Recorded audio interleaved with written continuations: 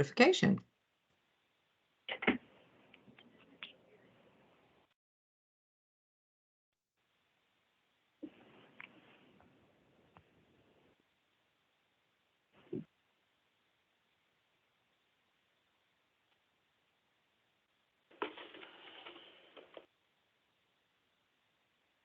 Commissioner Scar, if you're talking, you're muted.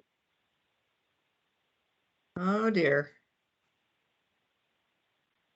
There you are. We can hear you now. Oh, you can hear me? Okay, good.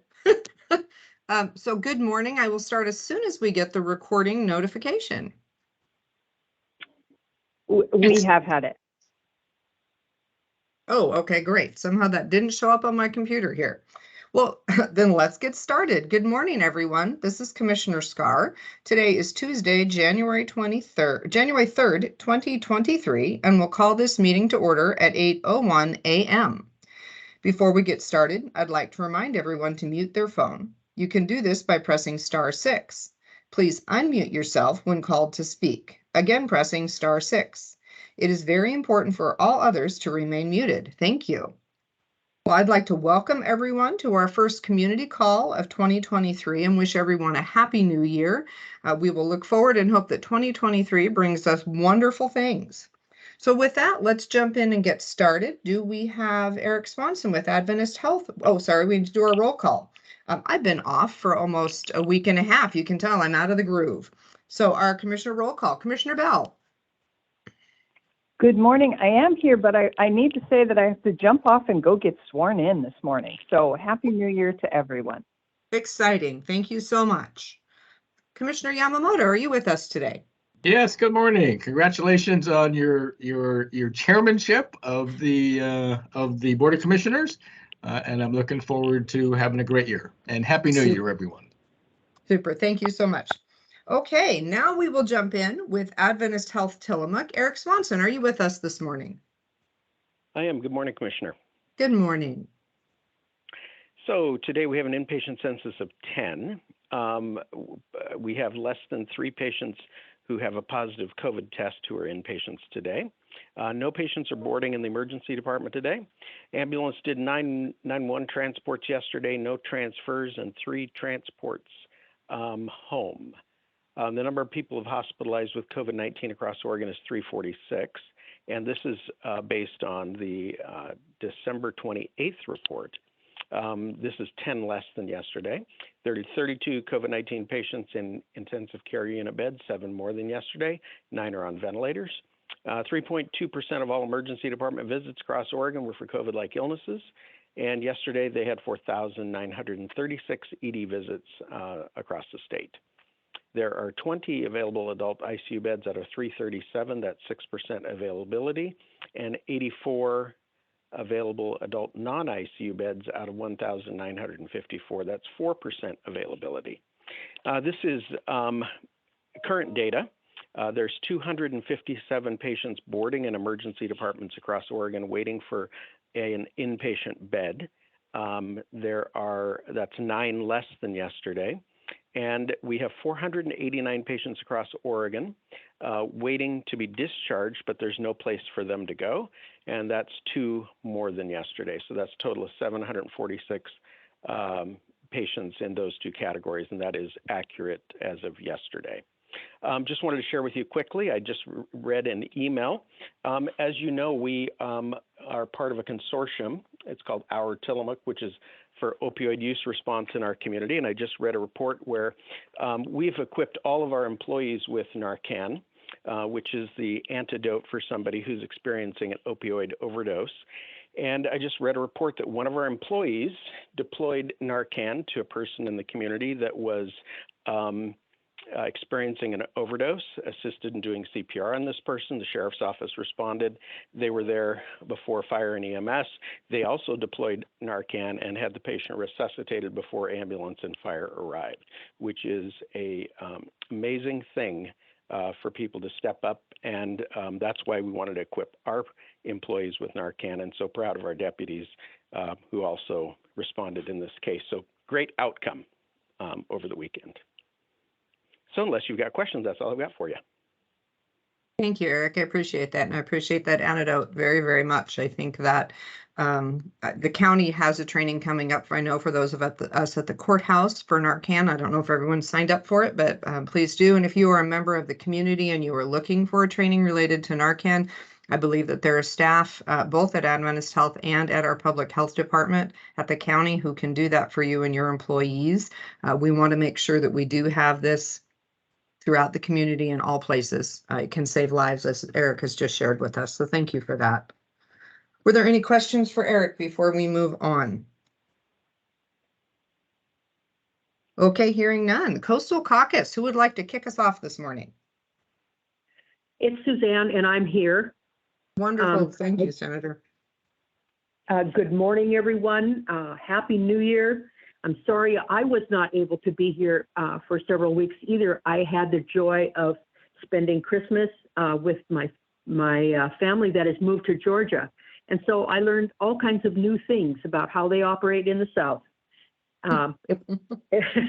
You know, anytime you go anywhere that's different from what you live with on a daily basis, you learn things, you glean new pieces of information, you look and you see at how maybe there's something we could do to tweak what we do that would make it better. And I also always have that eye for looking for what we can do better. And so I really appreciated some of the things that they're doing. You'll probably hear more from me on that. Secondly, I want to really thank the PUD and all of the public works people who worked so hard during the power outage and with all of the cleanup as a result of the wind and the rain. You have no idea how important you all are to us. We tend to take things for granted until we have something like that happen, and then we realize just how important those things are. I encourage you all to go to the Oregon Legislative page and sign up for your email newsletters. I'm currently still listed under the House of Representatives, but I will accept your email so that I can send out newsletters to you on a regular basis. I have received my committee assignments, and I'm very happy to say that I will be the vice chair of the Senate Education Committee, and I will also be a part of the Human Services Committee and the Joint Subcommittee Ways and Means on Education. As you know, I have advocated for fully funding education. When looking at how we stand nationally, we need to really put our shoulders to the yoke and make sure that our kids are getting the best education to prepare them for the future. They are our future, and we have to make sure that we are putting forth all of the effort that we can to make sure that it is a good education that will serve them well. I'll be sworn in on the 9th, and the session begins on the 17th. And I'm excited for all of the activities and the committee meetings that will go on in between those two days. This is very exciting. I have to thank everyone who took the chance to vote for me to make it possible for me to do this. I have been spending my week talking with people that have definite priorities that they want to be, make sure that are heard in the legislature. On Thursday, I'm going to meet with the Multnomah County Board of Commissioners to discuss their legislative priorities. I'm going to visit some farms on Sauvie Island to talk about challenges that they're experiencing presently. I'm going to be talking with the city manager of St. Helens. And then, of course, we will have the Coastal Caucus meeting this week. All of these pre-session priorities are going to weigh heavily on decision-making. And so I appreciate it when people come forward with those priorities. And I also want to say a special thank you to Rep. Gomberg. And if you will go to his newsletter this week, you will see some of the bills that are going to be taking effect. I'm not going to go into the 20 big ones that are coming out because, time is precious. But if you go to his newsletter for this week, you will see what he has lined out as taking effect right now in January. So thank you for the opportunity once again to be able to be here, and Happy New Year. Thank you. Thank you, Senator. Appreciate that. I believe we have Representative-elect Jeopardy with us this morning. I am here. Hello, thank Good you. morning. Good morning, everybody. It's good to hear Senator Weber's back and hard at it. She always is. And I agree with her as far as checking out Representative Gomberg's newsletter. There is some great stuff in there that will have effect on all of us. So please check that out. And I also echo her thanks to PUD and county and city leaders and workers for the extraordinary effort over the last week. I know there was a lot to do, and it was done well, and appreciate keeping us safe and keeping the heat on, and of course connected to the internet. As far as me and what I've been doing, I have received my my committee assignments as well. I'll be on 3 committees this session: healthcare, housing and homelessness, and economic development and small business. So looking forward to starting on those. I expect that there'll be fairly substantial legislation ideas coming through those committees. So I'll keep you updated on what's happening there. This week I've got some training in Salem. It'll be the last formal training that we get before getting sworn in on Monday, the 9th. And so, and of course, we're starting on the 17th. And between now and then, meeting with lots of constituents, as we've been doing over the last month, and groups who have got some interest in what happens in the upcoming legislative session. A couple of other updates, just on Measure 114. It has been delayed again till the implementation of it till at least February 8th. So for those of us who are hoping that there's some more discussion and debate about that, and the postponement of implementing Measure 114, there's an update. Another update this week came from the courts, Supreme Court of Oregon, and they're going to make non-unanimous jury verdicts retroactive. So if people who have been convicted by a jury that was not a unanimous vote, they can have their case reviewed and possibly set free or retried. So we'll keep you updated on that.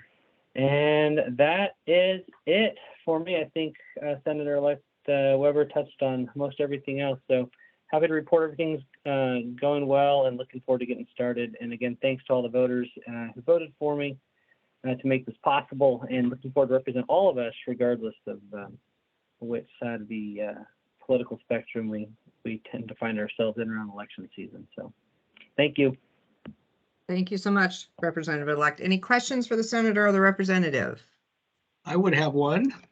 Yes, please go ahead. So I'm not sure if anybody can answer this, but I thought I saw a news release within the last week concerning psilocybin. I know in Tillamook County, we rejected that for a 2-year period, but has indeed have the rules and regs for psilocybin been released and formulated yet? Does anybody know? It's Suzanne, and I believe that they have. And people are in the process right now of applying for the license to be able to sell it. And from what I understand, the license is very costly, and it is a yearly fee. I had one person who was very upset because he told me that the fee was going to be about $10,000 a year to be able to sell the psilocybin. So I think that they're out, but I believe that there's going to be a period of time when there's going to be some serious discernment about the rules and how they're going to be monitored.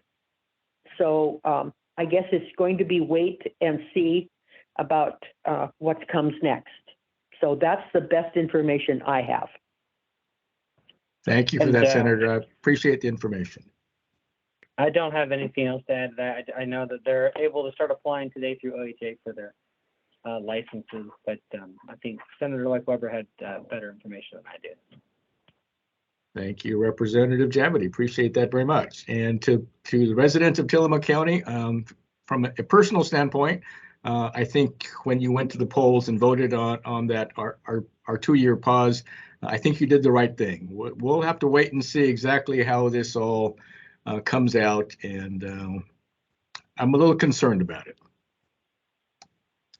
Thank you, Commissioner. Thank you both, the Coastal Caucus members. I know we had invited Representative Gomberg to continue to visit with us. I don't know if he's with us this morning. I don't think I see him, but I wanted to provide just a moment's space in case I missed his phone number, because we have invited him to continue.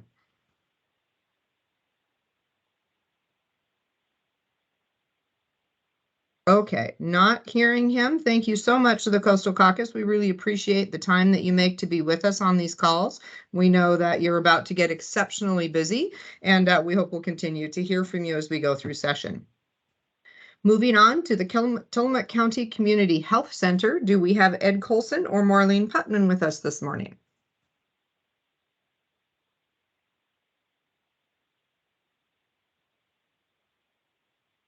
Okay, as I said, I've just returned from vacation, so it's possible lost in my multitude of emails is a notification from them. I know I had one on the top of my email this morning from Gail at Nehalem Bay Health Center and Pharmacy, letting me know they may not be able to make it. So let's give a quick opportunity here in case they did make it. Okay, not hearing anything from Nehalem Bay Health Center and Pharmacy. How about Tillamook Family Counseling Center? Frank, are you with us this morning? Boy, you got to me very quickly this morning. Yes, we did. Good morning, Frank Hanna Williams, Director, Tillamook Family Counseling Center, Behavioral Health Services for Tillamook County residents. You can reach us for information regarding appointments or for any of our programs by calling 503-842-8201. I want to mention today that, I talk from time to time about our QPR series. That's Question, Persuade, and Refer, which is a suicide prevention intervention focusing on learning skills that empower people to make to intervene when someone in their life may be feeling that they are in a situation where the next thing that they're thinking about is self-harm. And what I want to say today is that on the 27th of January, that's a Friday, I'm very pleased to announce that we have added a staff person to our QPR offering in the community. And that person, Angelica Ortiz Rios, has completed her QPR Gatekeeper Training Certification. And we will be able to provide on the 27th in the morning, we will be providing a QPR training in English. And in the afternoon, we will be providing a QPR training in Spanish. So we have tooled up, if you will, to be able to make sure that all persons in our community, or an increasing number, will be able to benefit from QPR. So I'm very pleased to not only have Angelica as a part of the staff. She's been on staff for about 3 months, working closely with our prevention coordinator, Janine Progress, but she has now completed her certification for for the gatekeeper training. So if you have questions about QPR, please give us a call at the number 503-842-8201, and to sign up for the offering of QPR, which will be on the 27th. English and Spanish on that day, and we're going to kind of coordinate that same sort of pairing with the trainings moving forward. So very pleased to announce that, and we'll take any questions if anyone has any. Thank you, Frank. Any questions for Frank this morning? Okay, hearing none, we will go ahead and move on to the Sheriff's Office. Do we have Sheriff Brown with us today?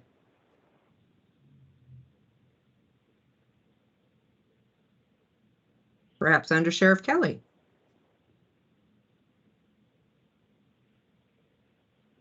Okay, doesn't sound like they're here, so we'll move on to Emergency Management. Randy, are you with us this morning?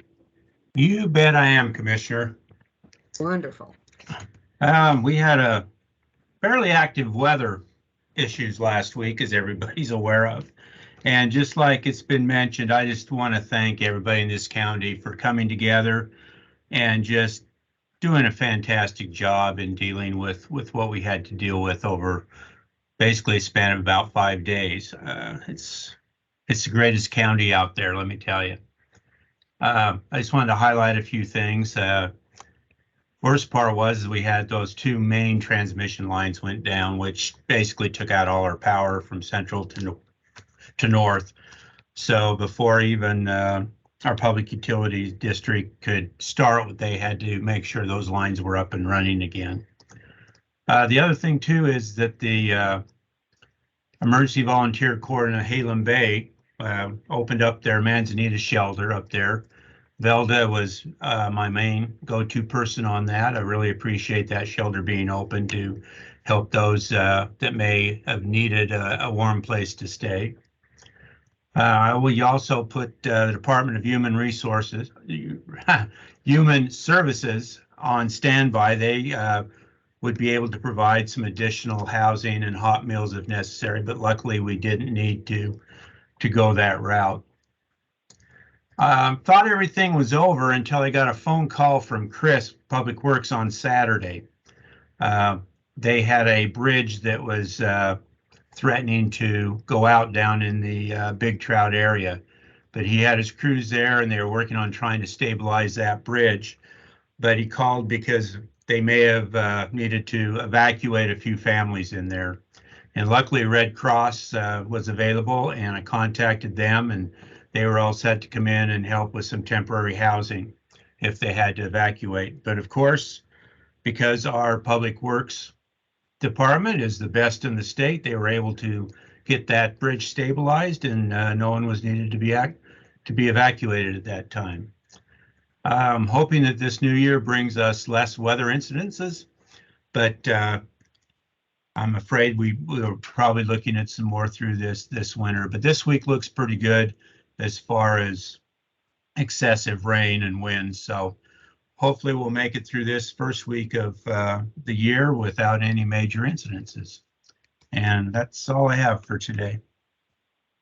Thank you, Randy. Yes, it was a pretty good storm. I've been here for 20 years, and that was definitely the first time I was in my own home thinking, I think the roof might come off. So I want to extend my appreciation as well to everyone who responded to this incident or these series of incidents. It was exceptional as always.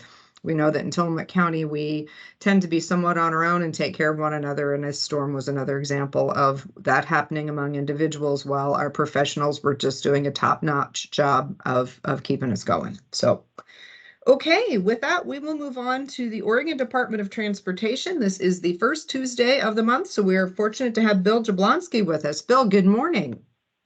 Good morning, Commissioner Scar, and good morning, Tillamook County. Bill Jablonski, I am the ODOT area manager for the northwest part of the state, which includes Tillamook County. Always a pleasure and very excited to meet with you folks every month and do an update. Excuse me.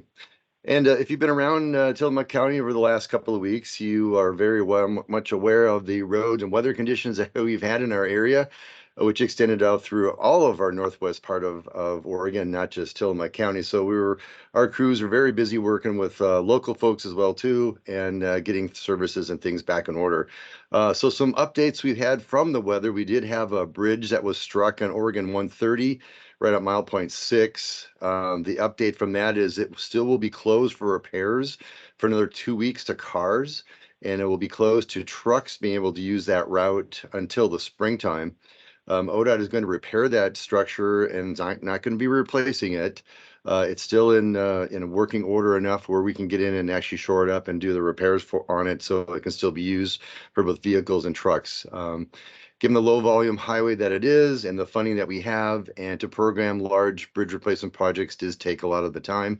So we're going to do a repair on this location here for the time being. On Oregon 6, our safety study continues to go ongoing. Both the Technical Advisory Committee and the Stakeholder Advisory Committees have met one time. We have until August of this year of 23 for our draft for our report to the legislature. The legislature report is due to them on September of 23 this year. Looking forward to that. So upcoming events include a couple of open houses, both an online open house as well as an in-person open house for the public. There are still 1 or 2 more stakeholder and technical advisory committee meetings coming up as well too. We've had a great exchange of information and ideas so far to date from both the stakeholders and the technical folks. So ODOT is poised and ready to go to continue with that study and deliver that report to the legislature here this fall. I can tell some other things that are going on in Oregon 6. We have our projects are programmed in what we call the STIP, the Statewide Transportation Improvement Program. And we have a barrier upgrade project in Oregon 6, which is already in design right now. It's expected to go to construction in the spring of 2024. That project is the entire corridor from Bank city limits to Tillamook, city of Tillamook, and it's an upgrade of all the barriers, so the guardrail areas, including the end treatments of all bridge structures. So we're excited for that one to get going. That's about $10 million for that project. So we're excited to have that one go and help meet the needs of the safety concerns for Oregon 6. We also have a project programmed in the STIP for 2024 and 2027. It's the Oregon 6 Wilson River Loop Road improvements at the intersection. Even though that project is programmed for the 24-27 STIP, we are advancing that to start the first half of design in 2023. I don't have a construction year for those improvements yet. They're basically the turn lane improvements coming off of Oregon 6 onto Wilson River Loop Road, including signage improvements as well. So I have more information on that when that gets going further in design. I can report back out on that one as well. Unless anyone has any questions, that's all the updates I have now for Tillamook County. Wonderful. Are there any questions for Bill? Yeah, I have one, just not a question, but a comment. So Bill, this is Commissioner Yamamoto, and I just need to let you know that there is conversation in the community, especially in South County, and I live in South County, that bridge that was hit by that truck on Highway 130, Little Nestucca River Road.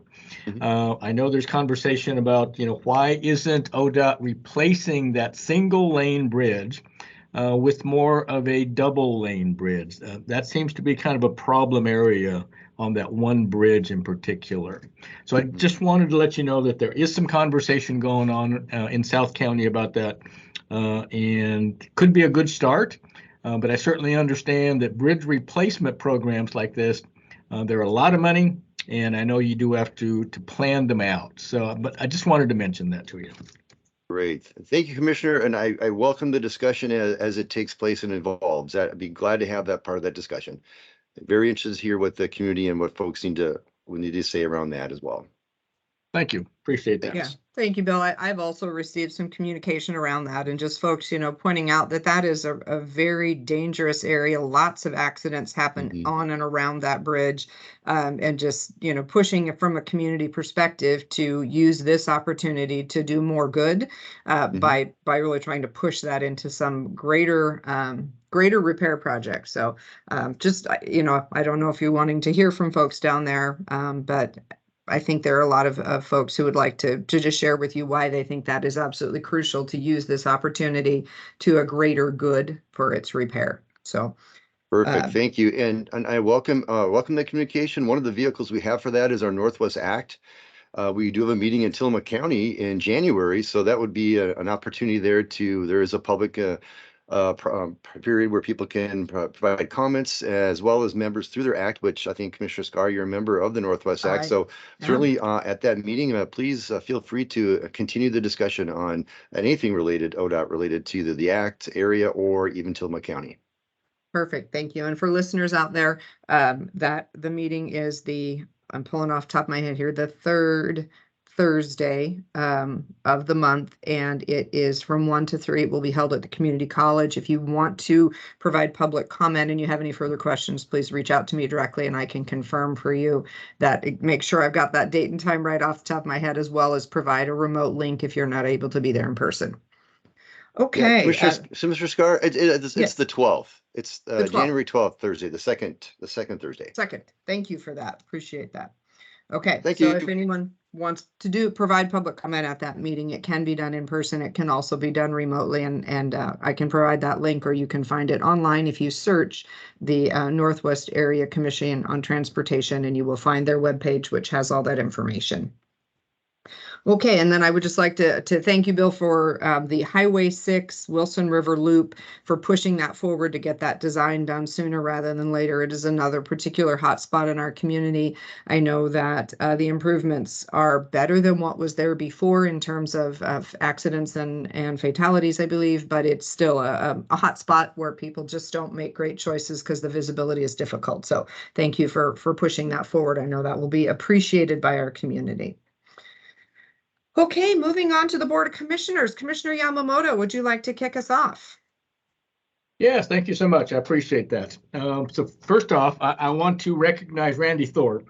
Randy, our newer emergency manager for Tillamook County. This is probably the first big storm, and it's the first big storm for a lot of us. I mean, unfortunately, fortunately, I was not in the county when that big storm came in. I was watching all the news reports and following it very carefully. And Randy, I think, did just a terrific job, making sure that everyone was kept informed on what was going on, and river levels and icy roads and flooding, and wind. I mean, this one ran the gamut.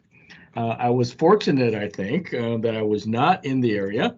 But for those of you that were here, from what I'm hearing, even from Commissioner Scar, yes, this was a big event.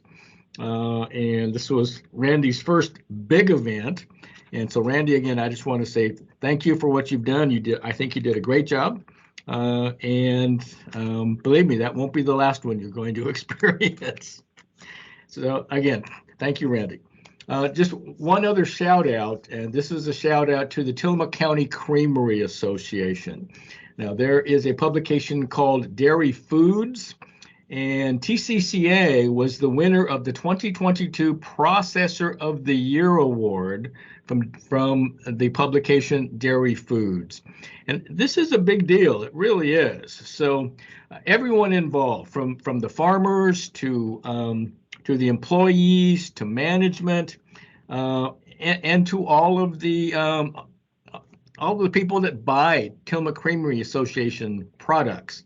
And there are a ton, and it's now nationwide. I'm absolutely amazed when I go to Washington, D.C., or I go to Denver for meetings and things of that nature. I always introduce myself as Tillamook County Commissioner Dave Yamamoto, home to the Tillamook County Creamery Association and Tillamook Cheese and Tillamook Ice Cream. And invariably, I'm the only commissioner in the room that gets applause. This is a big deal for Tillamook County. It is now a nationwide brand, as well as an international brand. I was talking to someone in D.C.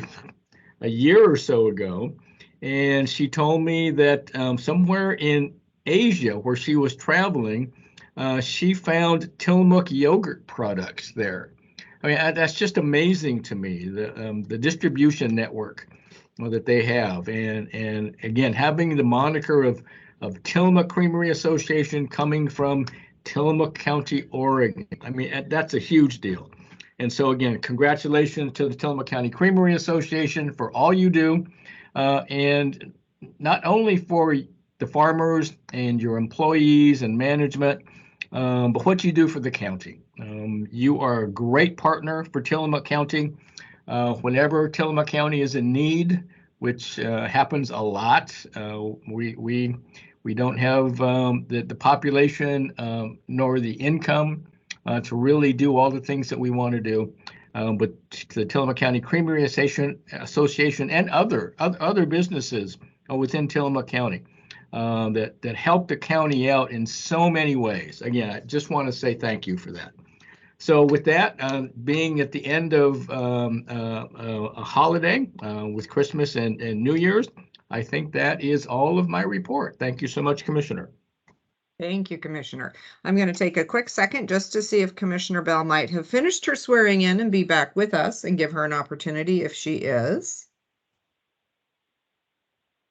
Okay, not Thank seeing. you. Thank you. Oh, I she is just here. walked- Wonderful. I just walked back in the room. So we just had the swearing in for me for reelection and for Sean Blanchard, who was also reelected as treasurer. So congratulations to Sean. And congratulations to Judge Hill, who was sworn in this morning by Judge Trevino, and also to our new DA, Aubrey Olson, who was sworn in on Friday. And I just want to wish everybody a very happy new year. I have high hopes for 2023 and look forward to all the wonderful things we're working on. And I want to wish the community my best regards. Thanks. Wonderful. Thank you. Okay, well, as I've already shared, I have been on vacation. I was here during the storm. I didn't leave town until that was over. And so it was quite an event. And again, I will just quick shout out to everyone who was in response to that. It was very, very well done. And it's a tough one when the transmission lines go down. That's just, we're waiting for outside support and to get their work finished so our PUD can do theirs. And they did a great job. I know shortly after transmission lines came up, I could just see that I was tracking it and just see more and more power come on locally. So they did a great job. Okay, I will just two quick things that are coming up since I'm not looking backwards. That was vacation. Today, we have our short-term rental advisory committee meeting beginning at 9:30 out at the port. I know that's gathered a lot of attention and interest, and I hope people will continue to participate as we do hope to bring a recommendation to the commissioners prior to the end of the pause that we have on short-term rental licenses. So we are working hard. And again, all of those are recorded. If you're interested in what the dialogue has been up to this point, they are recorded. You can find those audio recordings on the community development webpage. And if this is of great importance to you, I encourage you to follow up with those recordings. The first about 6 months of this committee have been spent educating, making sure we were all as committee members on the same page related to enforcement. We had a great presentation from the sheriff. We have heard from our attorney and continue to work with him on what is actually allowable and legal to do. Presentations from our community advisory committees and our unincorporated communities. Lots of great information there. And I think if you really want to understand the decision that the short-term rental advisory committee will ultimately make, having that background will be helpful for you. So if this is really important to you, please take the time to listen. The other thing that's happening this week that folks may want to attend or listen in on is our Housing Commission meeting on Thursday morning. That begins at 9 a.m. It is also out at the Port of Tillamook Bay, as well as being available to folks online. So we just encourage everyone to participate with us. With that, I'm going to end my report and move on to the cities. So let's start with Manzanita. Layla, do we have you with us today? Layla Amon, City Manager.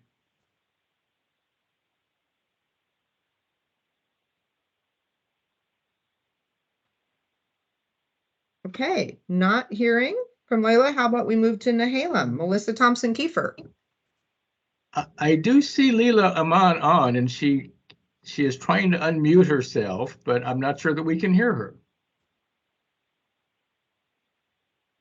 Leela, are you there? You just unmuted.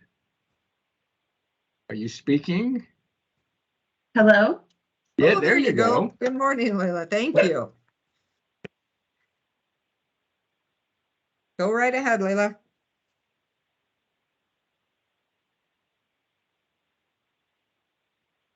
I'm not hearing. I heard your hello and then you disappeared, Leila. Yeah, I think she's having some audio problems. I would say that is also true. So I'm going to go ahead and move down through the cities, and Leila, I will come back to you and see if you've gotten a chance to perhaps get your microphone connected to your computer and have it talk to it. I know that can be challenging.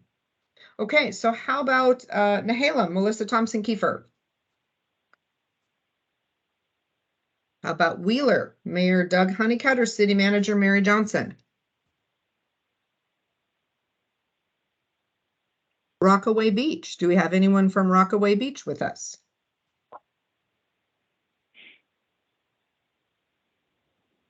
Garibaldi, Mayor Tim Hall. Yes, I'm here. Good morning. Good morning. Can you hear me? Yes, we can. Great. The city of Garibaldi will be having a swearing-in ceremony for the new city council this Thursday, January 5th at 5:30. We will also be conducting some critical business that has been delayed. We're excited about the prospects for the new year for the city of Garibaldi with the Highway 101 project proceeding and also getting our city's finances in order. That's all that I have. And Happy New Year to Tillamook County. Thank you, Mayor. Appreciate that. Okay, how about the city of Tillamook? Do we have, oh, sorry, Bay City. Do we have Mayor David McCall with us? Okay, moving on to the city of Tillamook. City Manager Nathan George. Nathan, are you with us today? Good morning, Commissioner. Can you hear me okay? I can. Fantastic. Well, Happy New Year. Happy New Year. Thank you. In the Public Works Department, this week the Public Works Department is taking down our holiday lights. The past 2 years, we put the lights up around town and on city properties for your enjoyment. For your information, next year we're planning to try a different approach and put all the lights and decorations together in one place to allow residents to drive by and enjoy them at one time. Public Works Department will be street sweeping this week. We ask both drivers and walkers to please be mindful of our street sweeper. The city suffered a failure of one of our major sewer lift stations on Meadow Avenue. We're currently in a bypass mode, so we ask the citizens please be mindful of the temporary hose running across the grounds. We work towards a solution. Last week, while the city was under a flood watch, please know that the Public Works Department was actively responding to many affected areas, any affected areas, in addition to the police department and all other emergency services in our county, both our fire district and our county services too. Sometimes the public doesn't always know that Public Works is out there as well. We appreciate that. City also appreciates our residents' patience as the city is cleaning up damage in the area of 10th Street and Ivy from the last storm a week ago. The Public Works has been and will continue cleaning up storm debris, making sure all the catch basins are draining properly. The city had a tree come down at 10th Street and Ivy Avenue, as I had mentioned, and the amazing citizens that live in that area actually fired up their chainsaws and cleared the road. The city thanks them all for their hard work and for helping one another. I just wanted to mention this is truly a great example of the wonderful and caring community that we have that we're privileged to live in and work in. A fire hydrant got hit during the icy weather last week. The city is working to correct this issue. At times of flooding, just a reminder to please be vigilant of road closed signs and do not drive through any standing water or debris. It only takes a few inches of water to cause serious injuries or even death, and you never know, the area could be washed out underneath and could be even deeper than one may think. The city is pleased to announce that our new Public Works Manager, Public Works Project Manager starts today. Her name is Madeline Orton, and she will be responsible for overseeing all capital infrastructure projects for the city and reports directly to the Public Works Director. So she'll be filling the role of what our city engineer, Leanne, previously did. Leanne Welsh, who's now, of course, the city manager of Bay City. So our new project manager is not an engineer, but she's an experienced project manager and be overseeing everything we have. Just a reminder to reach out to publicworks@tillamookor.gov with questions or inquiries. And we'd like to remind our community members to please call dispatch at either 911 or the non-emergency number, which is 503-815-1911, so we can respond in a more timely manner than having someone send us a social media post hours after an issue. The recent arrest of a suspect over a week ago who entered a house at gunpoint and stole a vehicle in Garibaldi was made so quickly because one of our citizens called us, and it called the emergency dispatch 911, and both the city Tillamook Police Department officers, we are working 24 hours a day, 7 days a week, and 365 days a year, and we're here to help you. So just a reminder to please, we continue to have people posting pictures on Facebook, which is fine, but it doesn't do us any good unless someone calls and lets us know that we can get in there and get taken care of. Also, in the police department, we as a city hope everyone had a safe and wonderful holiday season. Ask everyone please drive safely in our new year. Officer Neubauer is on a schedule to graduate from the Basic Police Academy on January 20th, and he will complete the last few weeks of his field training program when he returns. This is a significant strength to our police department. We are going to be looking to hire another officer this spring in anticipation of well-deserved retirement. We'll be working with Human Resources to get the retirement announcement out in January. That's for a different officer. We are honored to have Miss Beth Hope from our victim advocacy group, Tides of Change, attending the quarterly department meeting for the police department. I was there as well, and make herself available for any questions since her last presentation from a few months before. This is in the end of December. It's important for us as a city to have a good working relationship and partner with our community stakeholders, such as Tides of Change, Care Inc., etc., the City Canine Shelter, and many other important organizations who serve so many of us, especially our county. The appreciation, we appreciate the community for their support and understanding during our recent power outage and flooding that we had a week and a half ago or so. And, Public Works and Police Department were extremely proactive with the PD, as I had mentioned before, having 5 staff out working until the power came out. So we actually had staff running all night. Oftentimes people are not aware that when the power goes out, that doesn't just affect your homes, it also affects 2 of the most important things for us, which is our water and our wastewater. And so we lose power at the plant or our water treatment. We also lose power at our wells, which is where we get additional water. And down we have also our wastewater treatment plant loses power. We have a backup system there, but then we have, I think, it's either 5 or 6, I think it's 6 different lift stations that we have. If they lose power, then we can't be pumping the sewer down. So we had, our public works crew was out all night working to run generators and bypasses, trying to make sure that our sewers didn't back up on our streets and our homes, and trying to make sure that we still have water. So I just wanted to say thank you to everyone, both on our public works, the TPUD, police department, and our county for all the hard work that they've done. We're pleased to announce that through our visibility with the downtown business district and residential areas, we did have one call regarding we did not have one call regarding a burglary or theft on Wednesday morning. We've been communicating with our county emergency management coordinator about some gaps that we observed as city, and he's going to do a debrief meeting this week as we are committed to supporting his position and ensuring that we have consistent information being shared to our community members in these types of emergencies. And I just want to say thank you, everyone. And with that, that's all I have, Commissioner. Thank you very much. Super. Thank you, Nathan. Appreciate that report. I'm going to circle back and see if Layla has been able to get her microphone to work. Thank you. Can you hear me? Yes, we can. Oh, great. Thank you. I apologize for the technical difficulty there. Nothing more fun than not having your microphone work on a meeting. So I appreciate your patience and circling back to me. Good morning and good new year, everyone. Just a few announcements to make today. The first being that the Manzanita City Hall building has reopened in the mornings from 9 to noon for walk-up service. So we're located right on the corner of 5th and Dorcas Avenue. 167 Dorcas is our actual address, but we're a little hard to find in Google, and we've been working on that, but we're right behind the police building on Dorcas Avenue.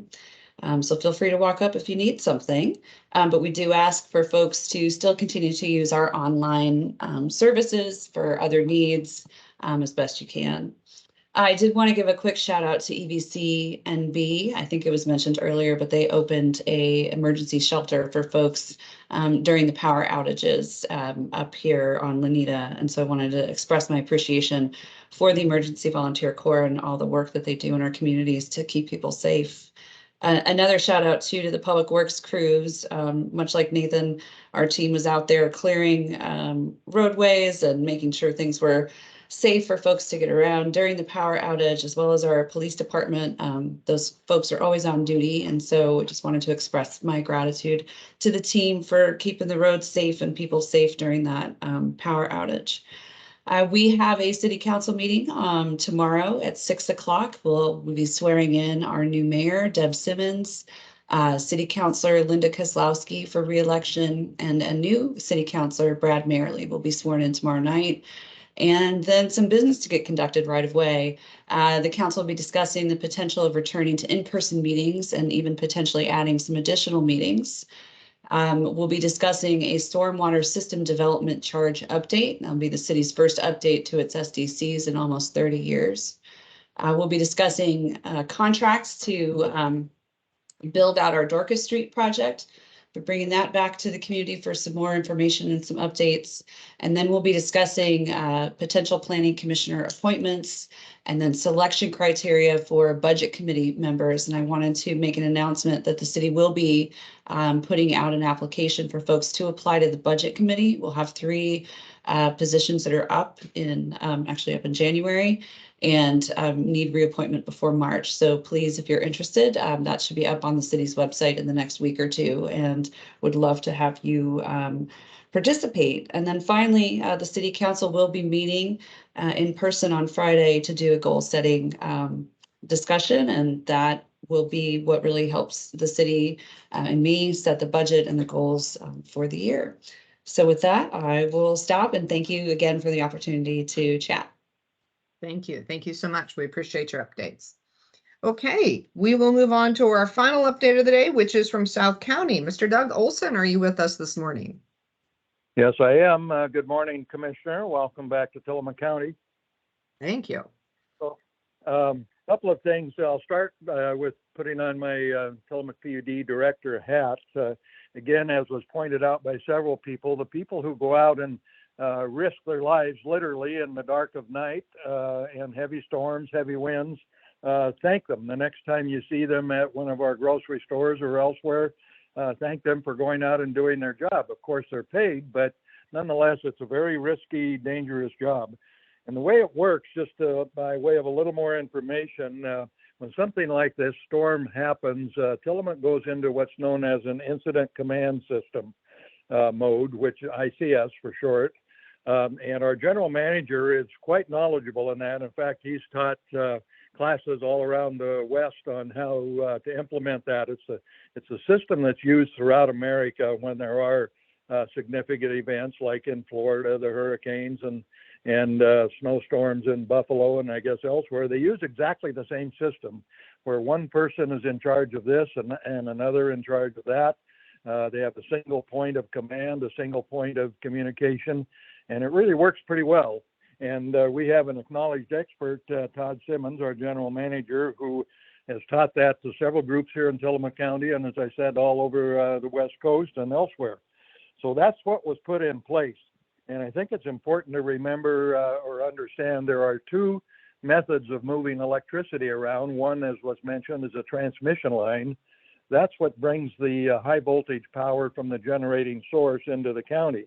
There are currently about 110 miles of transmission lines, and keeping in mind that our nearest source of power would be Bonneville Dam or all the dams on the Columbia River and a couple of other points as well.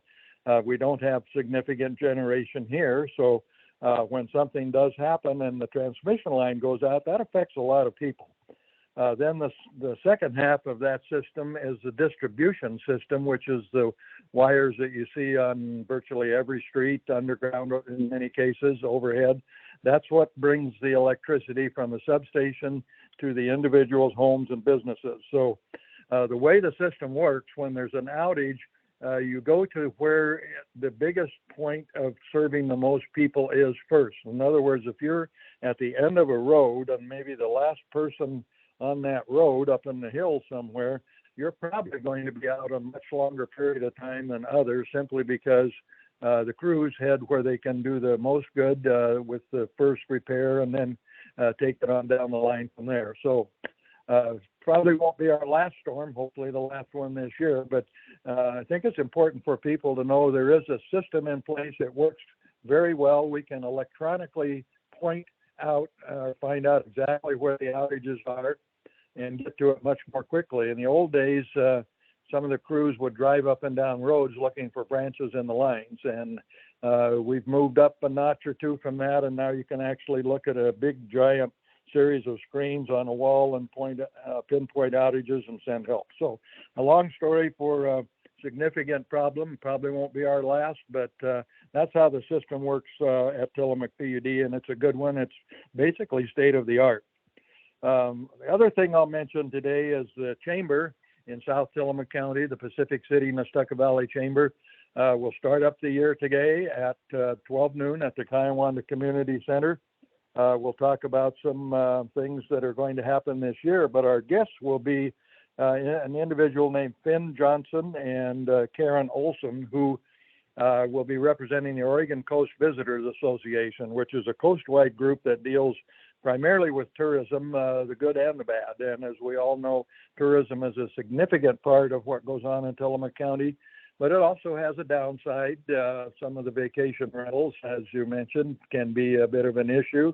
There's more traffic, sometimes parking issues, and so on. So there's two sides to that coin, and we'll be talking about talking about both of those sides today with people who can actually do something about it or deeply involved in that particular industry. So if you're available at 12 noon today, come to the Kiawanda Community Center and hear from a couple of people who really know what they're talking about when it comes to tourism and the good, bad, and others. So on the program today, 12 noon at the Kiawanda Community Center. With that, Commissioner, Happy New Year to everybody, and thank you so much.